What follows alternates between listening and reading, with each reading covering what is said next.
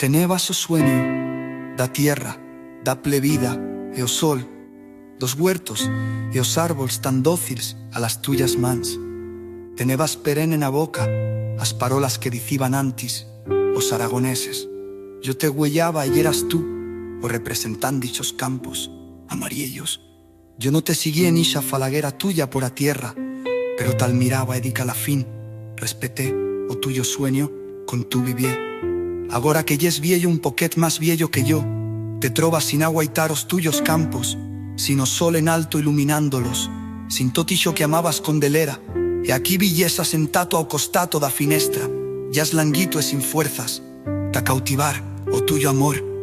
Veigo a tuya cara, e peno en veyer a tuya expresión de desengaño, que me diz que no sapes quiuta que, levantó totixe mirache, que extraño maldau te fació creyer en a realidad de lo que amabas.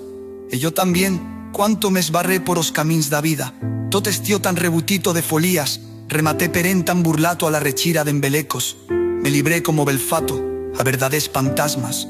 Agora, amor mío, te veigo e reverencio, e me quedo ao canto de tú, ao costato da zaguera finestra, por os beires esbariza, cualque gota, o día lle nublo.